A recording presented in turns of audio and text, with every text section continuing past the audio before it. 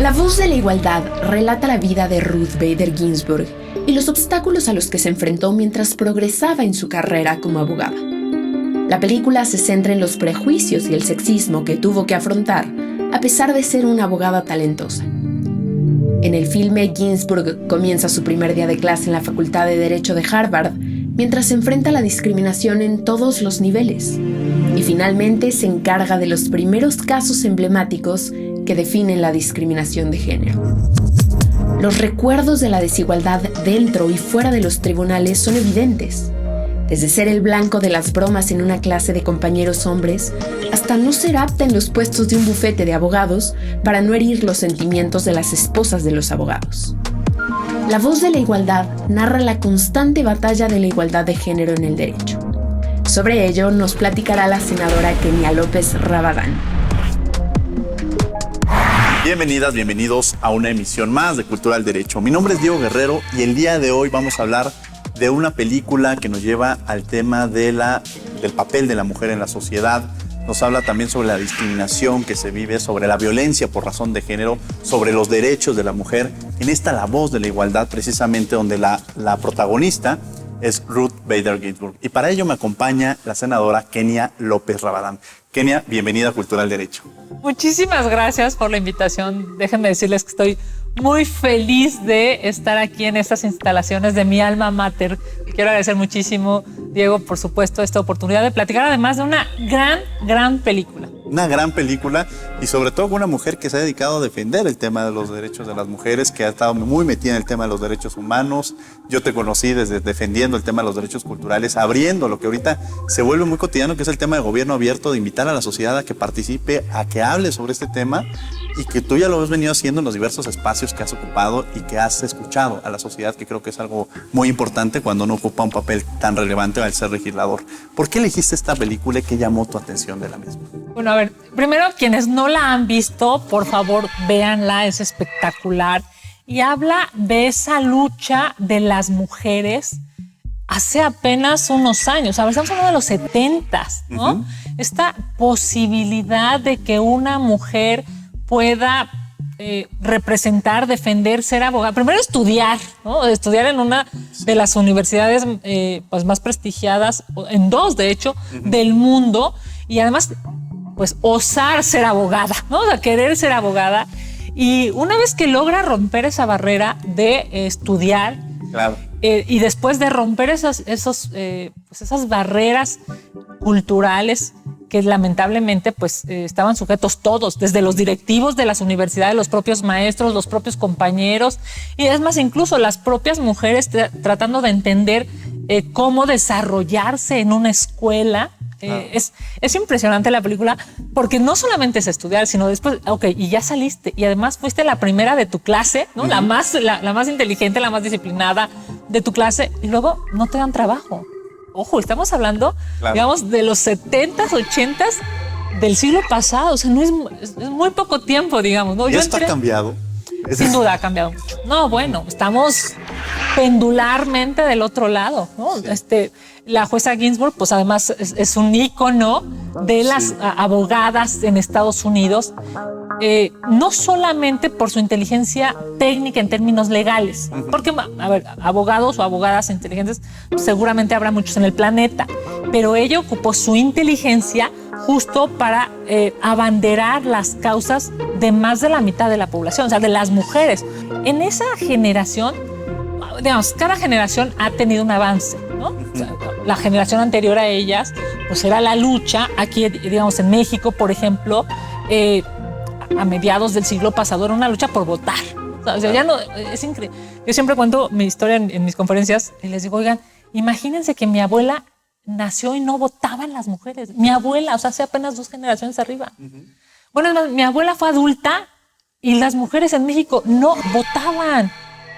Hoy es la 4ª vez que soy legisladora, Diego. Entonces he tenido, digamos, una etapa de personas que pueden decidir votar por mí, votar por mi partido, y hoy tengo la posibilidad de cosechar todo eso que mi abuela, la generación de mi abuela o la generación de la jueza han podido construir. ¿Te sientes identificada con la protagonista de la película y además este rol tan importante de poder desarrollarte en tu vida personal, en tu vida profesional, o sea, todos estos cambios que se van generando y que hay que entender que para construir ese escenario han sido distintas las condiciones que hemos tenido los hombres en relación con las mujeres, ¿no? Sí, a ver, me siento identificada, pero sobre todo me siento inspirada. Bueno, ya me quisiera hacer digamos, tener una carrera tan prestigiada como la de ella. Llegó a ser jueza de la Corte Suprema en esa etapa, en esa generación, casi 30 años, ¿no? ¿Te imaginas? Estuvo ayudando a las mujeres en la defensa de sus derechos. La película justo se trata de cómo hay leyes, cientos de leyes en Estados Unidos que discriminaban a las mujeres. O sea, si tú eras mujer, no tenías derecho, ¿no? A cosas que los hombres sí, por el hecho de ser mujer, y había una discriminación desde la ley, o sea, legal. Y eso me parece que es, Diego, algo que hemos ido avanzando bien, o sea, muchísimo, a pasos agigantados. Yo tengo hoy, digamos, la experiencia de la reforma de paridad.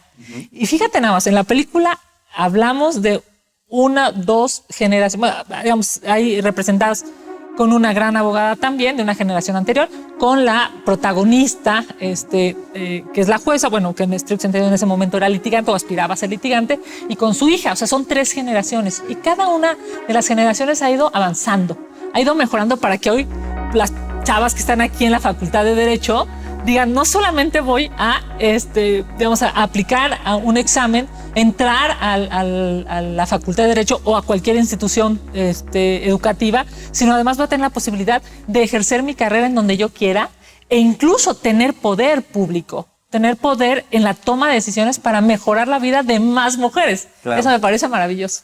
Es una mujer comprometida en el tema de los derechos humanos, como lo decíamos al inicio del programa, y la presidenta de la Comisión de Derechos Humanos en el Senado de la República. ¿Cuáles han sido los principales retos que has tenido en esta comisión desde que sobre todo en este sexenio en el término de derechos humanos? Bueno, a ver, me parece que hay 2 grandes retos. El primero es que lo que pasó en la Comisión Nacional de Derechos Humanos, con una elección que estuvo muy viciada, acusada incluso de robo de votos adentro del propio Senado, con una comisión que pues hay que exigirle que trabaje, hay que exigirle que fije posiciones. Es muy difícil que cuando el titular o la titular de la CNDH está tan cercana en el ánimo, digamos, en el afecto al presidente en turno, pues es muy difícil que le recomiende, que le reclame o que le exija algo, ¿no? O sea, las comisiones de derechos humanos en el mundo, no solamente en México, deben de ser incómodas por naturaleza al poder, porque esa es la intención de que tú acudas a la Comisión Nacional de Derechos Humanos, es para decir, me están violando un derecho y tú defiéndeme, tu comisión defiéndeme. Y si ese derecho humano está siendo violado por un servidor público, pues no debes de escatimar, de decir, a ver, sí, aquí está el gobernador, el alcalde, el presidente, el secretario de Estado, el servidor público que está haciendo algo mal, y emitimos una recomendación. Por eso es muy difícil que esta Comisión de Derechos Humanos pues pueda trabajar, porque hay hay una relación ideológica en términos de el presidente y del partido en el poder con la titular. Eso yo creo que es un gran reto, seguir exigiendo casi todos los días pues que la comisión trabaje, porque además estamos hablando de 1,000 millones de pesos, es una cantidad brutal de dinero que la pregunta es, ¿y en dónde están? ¿En qué se están invirtiendo? Porque estamos hablando de 100,000 asesinatos, Diego, 100,000 asesinatos. Y no hay una ruta de que eso cambie, no hay una ruta de justicia. Hay, digamos, como un discurso por un lado y una realidad por el otro. Y eso necesariamente tiene que corregir. El otro tema, sin duda, es que el partido en el poder tiene una mayoría numérica aplastante, ¿no? Hay un tema, digamos, de algún político que hoy está en el poder o que esté acercando al presidente de la República, aún así esté acusado de acosador o de violador, y pues simple y sencillamente la mayoría que son del partido oficial, del partido hoy en el poder, pues mira, calladitos, ¿no? Sí, este tema de los equilibrios, que es importante, ¿no? Urgen equilibrios porque nadie tiene la verdad absoluta, ningún partido. Esto es evidente. Sí.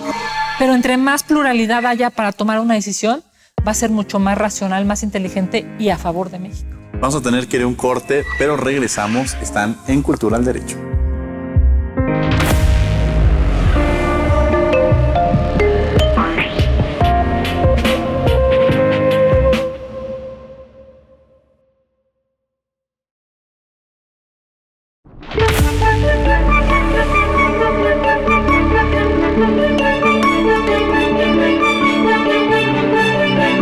Estamos de regreso en Cultura al Derecho, platicando de esta película La Voz de la Igualdad con la senadora Kenia López Rabadán, que además es la presidenta de la Comisión de Derechos Humanos en el Senado de la República y quien a lo largo de su trayectoria, como lo decíamos, siempre se ha preocupado por estar muy cercana dentro de la sociedad civil, escuchar las voces. Algo que a mí me llama mucho la atención cuando llegan al Senado era este tema de gobierno abierto, vamos a escuchar.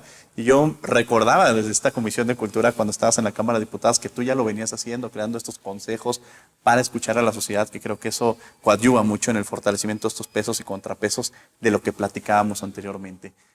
Tu papel en tu realidad, ¿cuál ha sido esta experiencia de ir alcanzando estos logros en la política? ¿Cuáles han sido los temas que se te ha complicado de alguna manera y que has visto que por el hecho de ser hombres a veces se les facilita más ocupar? Tú eres ahorita vicecoordinadora del Partido Acción Nacional, ¿no?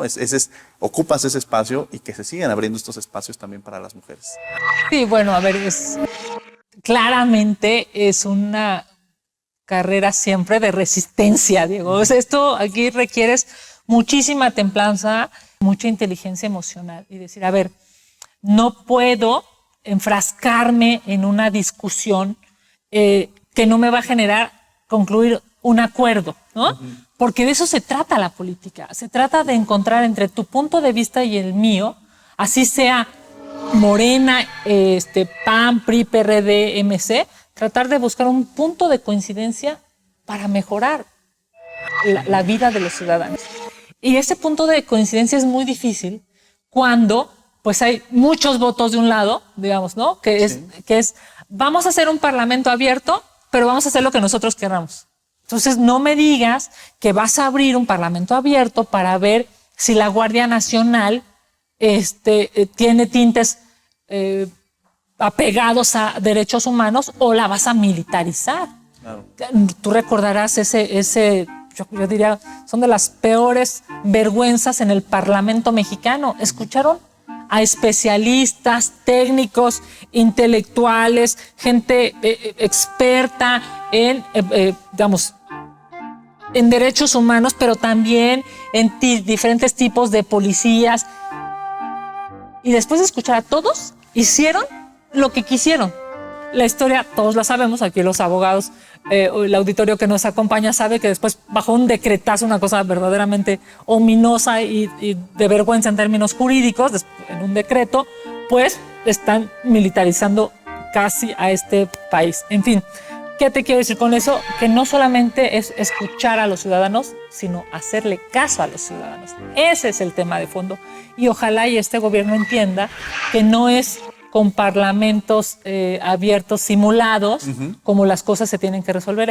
Yo te abro la puerta del Congreso, te abro la puerta del Senado y de la Cámara de Diputados, te escucho, pero hago caso a tus intervenciones y tomo decisiones de esas no polarizadas, sino acercándose a un bien común, a un bien de todos, a un bien de la gente que tanto se necesita. A ver, estamos atravesando una pandemia, estamos en la peor crisis de inseguridad desde que este país tiene registros. En términos históricos, es el peor en número. Estamos atravesando una pandemia y no se quiere vacunar a los niños menores de 15 años. Mientras en otros países, yo acabo de subir a mis redes sociales, a mi Twitter, una gráfica. Hay países, Diego, en donde se están vacunando a los niños de 3, 5, 7, 9, 12 y 14 años.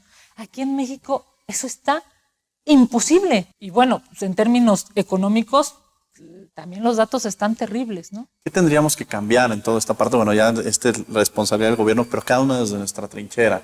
Tenemos el tema del Poder Legislativo, que se tienen que modificar leyes, que me gustaría que me platicaras cuáles son los temas de agenda. La sociedad, los medios de comunicación, difundir lo que se está haciendo. Es decir, cada uno desde nuestra trinchera tenemos una responsabilidad. Pero esta voz también de escuchar qué son los temas pendientes y qué tendríamos que construir o cuál sería el escenario ideal para todo esto que está pasando modificarlo? Sin duda, todos tenemos algo que hacer. La responsabilidad, yo te diría, depende de cada área, ¿no? Sí. Por ejemplo, en términos de la salud, sí. La primera responsabilidad es, por favor, váyanse a vacunar. Por favor, háganlo por ustedes, pero también háganlo por su familia y háganlo por el entorno, por su comunidad. Claro que cada quien de nosotros, en términos de servidores públicos, tendrá una responsabilidad y en términos ciudadanos tendrá otra. Protegerte, digamos, tener un entendimiento del otro es necesario, porque aquí, y claramente hoy lo estamos viviendo, aquí no estamos en lo individual, sino estamos en lo colectivo. Lo que te pase a ti, Diego, me va sí. a repercutir a mí y a la inversa. En términos normativos, en términos de leyes, hay muchas cosas por hacer. A ver, hay una discusión que está empezando justo en estos días a propósito de los defensores de derechos humanos, de los periodistas. Ser periodista en este país es muy difícil. Es el país más peligroso del mundo para ser periodista, porque aquí incluso te cuesta la vida. Yo diría es una de las cosas que tendremos que resolver en términos legales. El desplazamiento forzado interno también es dificilísimo. Imagínate tú a un chavo teniendo que salirse, perdiendo su escuela, su casa, su familia, su clima, sus amigos, todo, porque hay una gente que si no se sale de esa comunidad, lo va a reclutar para ser un delincuente. Es terrible y el Estado, digamos, pareciera que no lo ve, no hay como una lógica de protección a los jóvenes, que son muchísimos. No solamente hay 1, 2, 3 estados, es a lo largo y ancho del país. Yo creo que ahí es necesario, pues, digamos, reentender las prioridades. Yo te lo digo de manera particular, yo no puedo entender que sea una prioridad hacer una refinería obsoleta que no va a servir de nada, ¿no? Por Dios, el mundo está cambiando, ya ni siquiera se va a usar ni el petróleo, o sea, es impresionante. Así como, hablando de la película, ¿no? Hay una escena en la película, ojalá y la puedan ver, en la que los 3 jueces, hombres, por cierto, ¿no? Sí. Empiezan a escuchar a la abogada, y ella les dice, pues es un momento, es el momento de hacer historia, digamos, ¿no? O sea, ¿qué historia se va a hacer con una refinería que te regresa al siglo pasado? Ninguna. En lugar de ese dinero, por favor, hay muchas otras prioridades. Salud, falta de dinero en el bolsillo de los mexicanos, seguridad, eso es lo que tendría, por supuesto, que corregirse y empezar a planear el México del futuro, no el México del pasado. Con eso quiero regresar contigo. Vamos a un corte y regresamos. Estamos en Cultura al Derecho.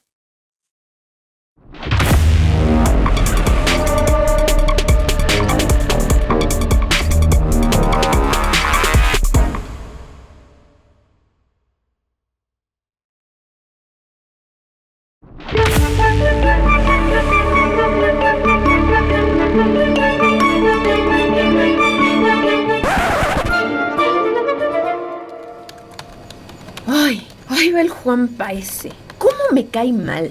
Neta, pues, ¿ahora qué te hizo? ¿No supiste, Alebrije? Le dieron la coordinación del área. ¿Qué? Sí, ya ves. Los privilegios de ser el sobrino del director. Oye, pero ese puesto era para ti, ¿no? Ay, ni me digas. Ni siquiera ha acabado la carrera y ya tiene 27. ¿Quieres decir que ni tu doctorado ni tu máster en negocios fue tomado en cuenta? ¡No! Y lo peor fue que nos lo presentaron hoy y no puede ser más ridículo su perfil. Hola, mi nombre es Juanpa. Mis cuates me dicen JP. Estudio finanzas. El after es lo mío. Soy cuate de todos los cadeneros y me llevo súper bien con mi Charlie, mi chop, porque obvio soy pueblo. Sí te ves enojada, ¿eh? Pues claro, es muy frustrante no ser tomado en cuenta para algo para lo que verdaderamente estás capacitada. Sobre todo siendo mujer. ¿Nunca te ha pasado esto, Alebrije? Amiga, yo hasta premios internacionales tengo. Me tienen aquí de honorarios.